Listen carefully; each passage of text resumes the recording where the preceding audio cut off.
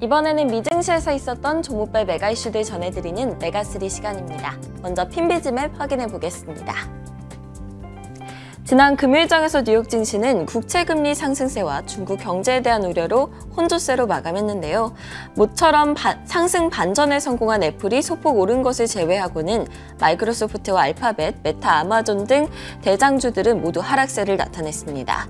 테슬라는 중국 악재까지 더해지면서 1.7% 하락해 6일 연속 하락세를 이어왔고요. 산업 섹터 내에서 빨간불 켜고 있는 농기계 기업인 디어는 실적과 가이던스가 예상치를 웃돌았음에도 5% 이상 하락했습니다. 또 반도체 장비업체인 어플라이드 머티리얼즈는 호실적에 3% 이상 올랐고요.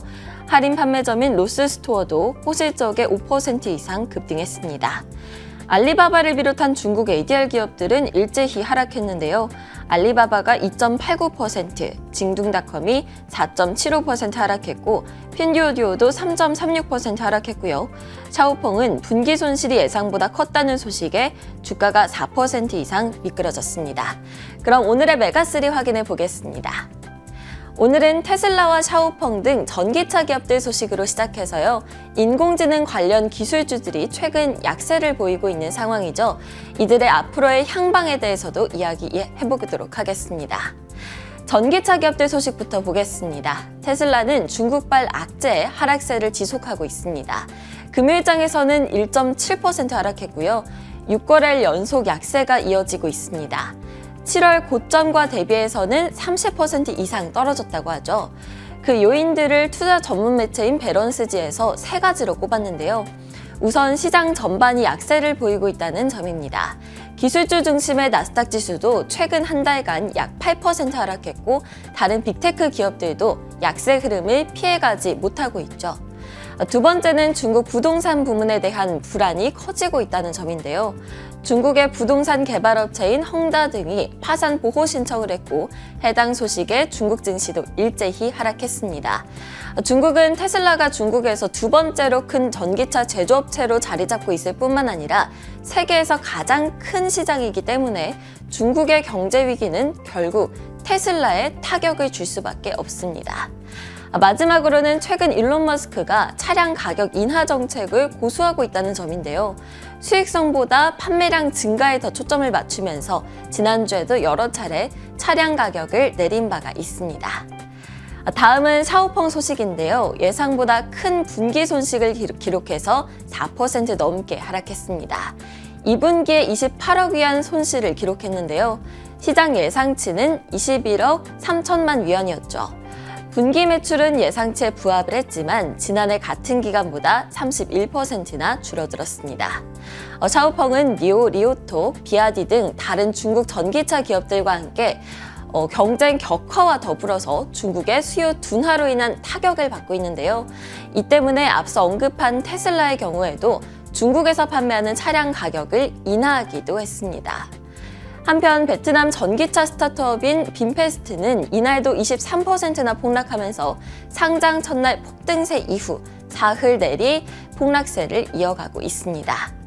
다음은 AI 관련주들 이야기해보려고 합니다. Magnificent Seven이라는 말 들어보셨나요? 2023년 들어서 챗GPT발 인공지능 붐이 일었었죠. 이로 인해서 수혜를 입으면서 크게 상승한 미국 내 7개 기업들을 이야기하는 말인데요. 애플, 마이크로소프트, 알파벳, 아마존, 엔비디아, 테슬라, 그리고 메타 플랫폼즈가 이에 속합니다. 그동안 상반기 몇 달 동안에 뉴욕 증시에 엄청난 강세를 이끌었던 효자 종목들이었는데요.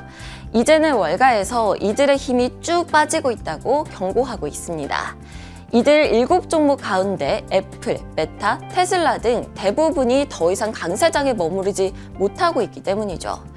전문가들은 지금 뉴욕 증시에서의 조정이 기술주들에 집중되고 있는 만큼 이 Magnificent Seven 주가가 더욱더 공격적인 차익 실현이 일어날 수 있다고 전했습니다. 하지만 이들 중에서도 하반기 뉴욕 증시 흐름을 이끌 열쇠를 지닌 대장주가 있다고 하는데요. 바로 마이크로소프트죠. 뱅크 오브 아메리카에서는 마이크로소프트의 주식이 고점을 경신하는지 여부에 따라서 주식시장의 흐름이 바뀔 수 있다고 말합니다. 8월의 어려운 상황이 일시적인지 아니면 하반기 분위기가 고점 매도로 전환되는 것인지 보여줄 수 있다는 건데요. 지난 한 달 동안 약 8% 하락하고 최근 5거래일 동안 약 2% 하락했는데 앞으로 어떤 흐름을 보일지 지켜봐야겠습니다. 다음으로는 이번 주에 있을 실적 발표 일정들 정리해드리겠습니다. 이번 주는 온 시장이 주목하고 있는 인공지능 대장주죠. 엔비디아가 실적을 발표합니다. 월가에서는 대부분 2분기 실적이 시장 예상치를 상회하고 주가가 더 오를 거라고 예상을 하고 있는데요. 목표가도 줄줄이 상향을 하고 있죠. 많은 투자자들도 올해 뉴욕 증시의 강세장을 이끈 이 엔비디아가 다시 기술주와 시장 전반에 상승 추진력을 줄 수 있을지 많은 기대를 안고 있는데요. 23일 수요일 장마감 후에 발표하니까요. 목요일 새벽 방송에서 내용 확인해 주시면 좋겠습니다. 지금까지 메가슬이었습니다.